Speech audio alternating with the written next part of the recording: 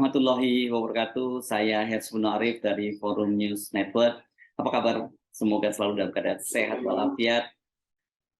Mantan Presiden Susilo Bambang Yudhoyono mengingatkan Mahkamah Konstitusi untuk betul-betul berhati-hati, jangan sampai nekat mengubah sistem pemilu dari proporsional menjadi dari proporsional terbuka, maksud saya menjadi proporsional tertutup. Pak SBY mengingatkan ya, jika sampai kemudian Mahkamah Konstitusi nekat mengganti sistem pemilu di tengah proses pemilu yang sedang berjalan, maka itu bisa menimbulkan krisis politik. Dan Pak SBY mempertanyakan apakah KPU dan juga partai-partai politik itu siap mengelola jika muncul krisis yang diprediksi oleh Pak SBY. Pernyataan Pak SBY ini merupakan respon atas unggahan di akun Instagramnya dari Profesor Denny Indrayana, mantan Wakil Menteri Hukum dan HAM, yang menyatakan bahwa dia mendengar kabar hakim di Mahkamah Konstitusi itu sudah memutuskan untuk kembali sistem pemilu dari proporsional terbuka menjadi proporsional tertutup. Dalam unggahan di Instagramnya hari ini, Profesor Denny Indrayana yang sekarang bermukim di Melbourne, Australia itu menulis begini. Pagi ini saya mendapatkan informasi penting. MK akan memutuskan pemilu legislatif kembali ke sistem proporsional tertutup. Kembali memilih tanda gambar partai saja. Info tersebut menyatakan komposisi putusan 6/3 dissenting. Maksudnya ini kan hakim di Mahkamah Konstitusi itu terdiri dari 9 orang dan yang menyatakan sepakat untuk menerima gugatan judicial review dari sistem proporsional terbuka menjadi tertutup itu terdiri dari 6 orang hakim Mahkamah Konstitusi dan 3 orang itu menyatakan dissenting opinion, artinya tidak sependapat. Ini skornya lebih kecil ya dibandingkan dengan waktu penambahan masa jabatan pimpinan KPK dari 4 tahun itu menjadi 5 tahun. Siapa sumbernya? Itu tulis Denny Indrayana. Orang yang sangat saya percaya kredibilitasnya, yang pasti bukan hakim konstitusi. Maka kita kembali ke sistem pemilu Orba, ini orde baru ya, otoritarian dan koruptif. KPK dikuasai pimpinan cenderung bermasalah yang dihadiahi gratifikasi perpanjangan jabatan 1 tahun, kemudian PK kepala atau ini peninjauan kembali kepala staf kepresidenan Muldoko atas Partai Demokrat diduga ditukar guling dengan kasus korupsi mafia peradilan di Mahkamah Agung. Jika Demokrat berhasil dicopet, di dalam tanda petik istilah Gus Romi P3 ini maksudnya ini Romah Hormuji ya, maka pencapresan Anies Baswedan hampir pasti gagal. Masih ada harapan, Pak, dia sambil tanda tanya. Yang pasti terus berikhtiar berjuang sambil menanti kemukjizatan. Salam integritas Denny Indrayana. Unggahan dari Profesor Denny Indrayana ini menimbulkan respon yang luar biasa dan media juga sudah mempertanyakan soal kepada juru bicara Mahkamah Konstitusi apakah betul ada putusan semacam itu. Namun juru bicara dari Mahkamah Konstitusi ini kelihatannya dia ngeles, dia bilang dia belum mendengar ada putusan soal itu dan dia juga tidak tahu, dia juga belum dengar ada dissenting opinion. Tapi itu sebenarnya dia ya ngeles saja. Tapi kalau kita menyimak ke penjelasan dari Wakil Ketua Mahkamah Konstitusi yakni Profesor Dr. Saldi Isra, memang gugatan itu kelihatannya sudah diputuskan, sudah diperiksa, sudah diadili oleh Majelis Hakim di Mahkamah Konstitusi dan sudah diputuskan. Saya baca ini di Detik.com dituliskan begini. Sebagaimana diketahui dalam sidang terakhir pada Selasa 25 Mei kemarin, Mahkamah Konstitusi menegaskan sidang pemeriksaan judicial review soal sistem pemilu sudah selesai dilaksanakan. Dalam waktu dekat, Mahkamah Konstitusi akan memutuskan nasib sistem pemilu 2024, apakah proporsional terbuka, proporsional tertutup, atau menggunakan metode baru campuran. Ini adalah sidang terakhir, kata Wakil Ketua Mahkamah Konstitusi saat Saldi Isra saat sidang. MK, kata Saldi Isra, menghormati para pihak yang ingin mengajukan ahli untuk diperdengarkan keterangannya di sidang. Namun karena waktunya melewati batas waktu, maka terpaksa tidak bisa dihadirkan ke persidangan. MK memberikan alternatif untuk menuangkan pendapatnya secara tertulis. Kalau masih ada keberatan, silahkan masukkan ke kesimpulan, kami yang akan menilai keberatan itu, ujarnya. Jadi kalau kita menyimak apa yang disampaikan oleh Saldi Isra itu memang sudah betul, sudah disidangkan dan sudah dibahas dan sudah diputuskan. Jadi memang saya juga mendapat informasi dari partai-partai politik yang menyatakan keberatan soal kembali ke sistem proporsional tertutup ini akan mengajukan semacam keberatan itu pada pekan depan. Seperti kita ketahui, ini memang gugatan ini diajukan oleh beberapa perseorangan. Tetapi kita tahu sebenarnya ada satu partai yang di parlemen yang saat ini memang mengusulkan agar sistem pemilu itu kembali ke proporsional tertutup dari sebelumnya terbuka. Partai itu adalah PDIP. Sementara partai non-parlemen yang mendukung pendapat dari PDIP adalah Partai Bulan Bintang yang dipimpin oleh Profesor Yusril Iza Mahendra. Sementara partai-partai lain, seluruh partai di parlemen, artinya ada 8 partai yang lain, itu menolak untuk kembali ke sistem proporsional terbuka. Maksud saya untuk kembali dari proporsional terbuka ke menjadi sistem proporsional tertutup. Memang agak aneh ini ya keputusan, kalau memang betul Mahkamah Konstitusi ini memutuskan untuk kembali ke sistem proporsional tertutup. Karena ini kalau seingat saya ini keputusannya itu pada tahun 2008 ya, ini pernah sudah diputuskan. Saya lupa persis tahunnya berapa, sudah diputuskan oleh Mahkamah Konstitusi, sehingga kita itu sekarang sudah beberapa kali pemilu menggunakan sistem proporsional terbuka. Jadi sekarang tiba-tiba Mahkamah kemudian memutuskan kembali ke proporsional tertutup. Nah, menanggapi dari unggahan dari Profesor Denny Indrayana itu, kemudian mantan Presiden SBY, yakni Ketua Majelis Tinggi dari Partai Demokrat itu membuat cuitan secara beberapa cuitan, dan kalau kita lihat dari kode di belakangnya ada tulisan SBY, itu berarti Twitter resmi dari Pak SBY itu ditulis oleh Pak SBY sendiri. Ada 10 poin yang disampaikan oleh Pak SBY. Poin pertama, menarik yang disampaikan Profesor Denny Indrayana melalui tweetnya tentang informasi bakal ditetapkannya sistem proporsional tertutup oleh Mahkamah Konstitusi dalam pemilu 2024. Juga menarik mengaitkan PK Muldoko di Mahkamah Agung yang digambarkan Partai Demokrat sangat mungkin diambil alih oleh Muldoko. Itu kemudian diberi tanda bintang SBY. Dan di situ Pak SBY kemudian menautkan cuitan dari Profesor Denny Indrayana yang tadi yang sudah saya bacakan ini, karena memang diunggah di beberapa akun media sosial dari Profesor Denny Indrayana.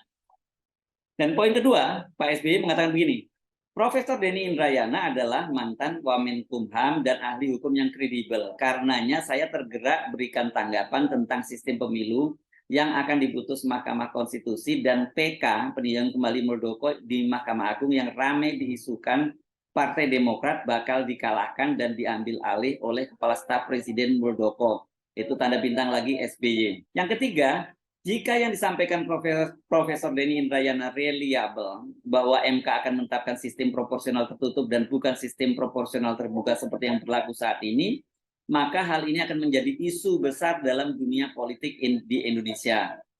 Keempat, ada 3 hal yang ingin saya sampaikan berkaitan dengan sistem pemilu yang hendak diputuskan MK. Mungkin ini juga pertanyaan mayoritas rakyat Indonesia dan mayoritas partai-partai politik. Saya pikir para pemerhati pemilu dan demokrasi juga memiliki kepedulian yang sama. Pertanyaan yang pertama kepada Mahkamah Konstitusi, apakah ada kegentingan dan kedaruratan sehingga sistem pemilu diganti ketika proses pemilu sudah dimulai? Itu tanda tanya. Ingat, DCS atau dalam kurung daftar caleg sementara baru saja diserahkan kepada KPU. Pergantian sistem pemilu di tengah jalan itu bisa menimbulkan chaos politik. Saya kira apa yang disampaikan oleh Pak SBY benar, ini agak aneh mengapa kemudian kalau seolah-olah situasinya genting dan kemudian Mahkamah Konstitusi itu memutuskan untuk diubah di tengah proses yang berjalan.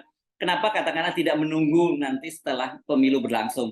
Karena kalau ini penyusunan daftar calon sementara yang nanti akan ditetapkan jadi DCT atau daftar calon tetap itu memang tidak sederhana ya, karena ini berkaitan dengan nomor urut dan sebagainya. Nah, tetapi nomor urut ini sementara ini dengan sistem proporsional terbuka itu sedikit tidak terlampau diperebutkan seperti pada sistem proporsional tertutup. Dalam proporsional tertutup itu orang bisa baku bunuh itu soal nomor ini yang dulu dikenal ada nomor peci dan nomor sepatu.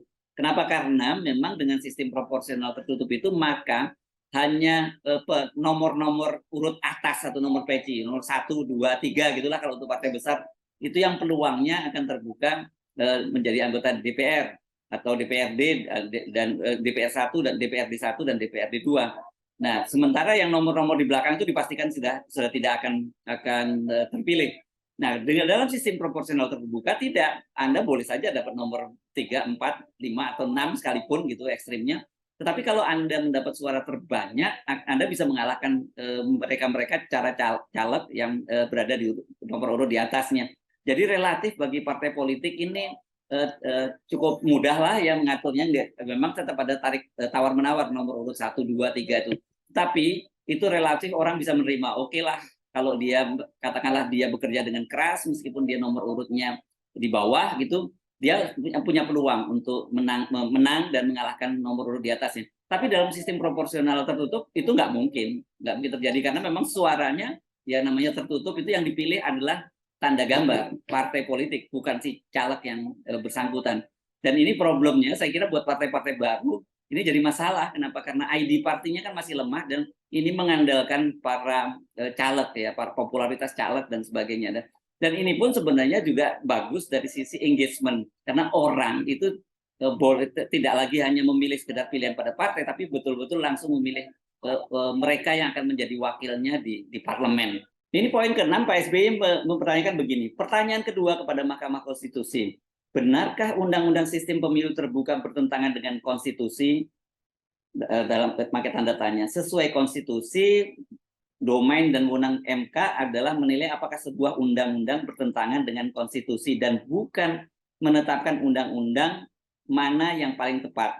Kemudian dia menuliskan sistem proporsional tertutup atau terbuka. Saya kira ini benar ya. Ini kan ada selalu, kita ingat beberapa kali ya gugatan terutama misalnya seperti presidensial threshold 0%, yang ini jauh lebih, saya kira lebih substansial dibandingkan soal proporsional terbuka atau tertutup.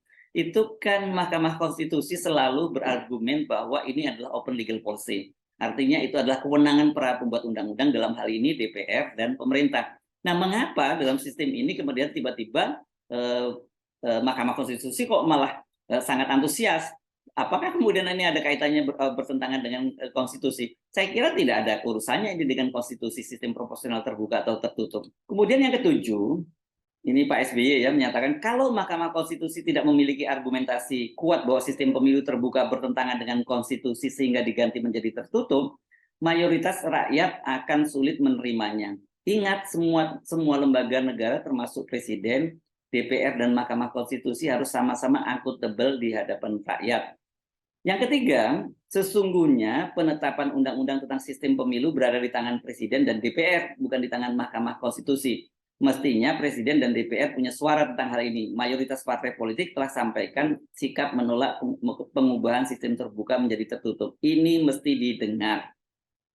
Jadi seperti yang saya sampaikan tadi, ya memang ini jadi domainnya DPR, dan sementara DPR sendiri mayoritas sudah menyatakan menolak itu. Dari 9 partai di parlemen kan hanya PDIP yang ngotot untuk kembali ke sistem proporsional tertutup. Yang lain semua partai termasuk partai-partai pendukung pemerintah itu menolak untuk kembali ke sistem proporsional tertutup. Poin ke-9, SBY menulis begini, saya yakin dalam menyusun DCS atau daftar calon sementara, parpol dan caleg berasumsi sistem pemilu tidak diubah, tetap sistem terbuka. Kalau di tengah jalan diubah oleh Mahkamah Konstitusi menjadi persoalan serius.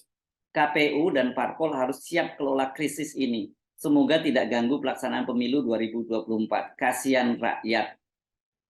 Nah, ini yang saya singgung tadi, nyusun nomor urut itu tidak sesederhana itu ya. Tidak bisa main ubah-ubah di tengah jalan. Bisa, saya sebut tadi, bisa baku bunuh ini kalau terjadi semacam ini. Dampaknya ada bagi partai politik akan sangat berat ini, terutama ya partai-partai yang partai baru, bukan partai yang cukup kuat atau ID partinya kuat. Ini orang nanti nggak mau menjadi calon anggota legislatif. Mungkin sekarang sudah masuk dalam daftar calon sementara dan belum jadi daftar calon tetap. Tetapi kalau kemudian mereka tahu bahwa mereka hanya dapat nomor urut di paling bawah atau nomor sepatu, ya buat mereka kalau toh tetap namanya, katakanlah namanya tetap dalam daftar calon tetap, tapi mereka tidak akan bekerja. Dan ini membuat mesin politik partai tidak akan bergerak. Nah, tapi masalahnya kalau kemudian yang dikhawatirkan Pak SBY, apakah itu bisa menimbulkan krisis? Nah, kita jangan-jangan curiga. Kan justru krisis itulah sebenarnya tujuan utamanya. Sehingga dengan begitu pemilu akan ditunda. Dan ya kalau pemilu ditunda, otomatis masa jabatan Pak Jokowi, dan bukan hanya Pak Jokowi ya, ini termasuk DPR, DPD, DPRD 1 dan DPRD 2 itu akan diperpanjang. Jadi semua dapat bonus. Kan jadi ini kembali ke opsi penundaan pemilu ya. Yang ke-10, pandangan saya untuk pemilu 2024 tetap menggunakan sistem proporsional terbuka setelah pemilu 2024. Presiden dan DPR duduk bersama untuk menelaah sistem pemilu yang berlaku untuk kemungkinan disempurnakan menjadi sistem yang lebih baik. Dengarkan pula suara rakyat. Saya kira ini kalau Pak SBY segala macam sudah menyatakan seperti ini, meskipun Pak SBY menyatakan bahwa itu menanggapi dari sinyalemen dari Profesor Denny Indrayana, ya ini nggak sembarangan. Pak SBY itu bagaimanapun mantan presiden, pasti akses sumbernya juga luar biasa, dan sebelum mengomentari ini pasti Pak SBY juga itu sudah melakukan cross check katakan dari sumber-sumber yang bisa diakses oleh Pak SBY.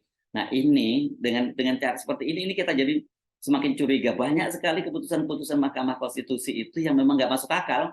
Ya kemarin yang paling heboh kan soal penambahan masa jabatan pimpinan KPK dari 4 tahun menjadi 5 tahun. Sekarang sistem proporsional terbuka tertutup. Nanti sementara ini juga ada gugatan dari PSI, Partai Solidaritas Indonesia, yang menggugat agar batas minimum pencapresan itu usianya diturunkan dari 40 tahun menjadi 35 tahun. Dan kebetulan kok Gibran itu juga umurnya tahun ini pas 35 tahun. Jadi kelihatan sekali memang banyak sekali agenda-agenda politik yang sekarang ini dimainkan di Mahkamah Konstitusi.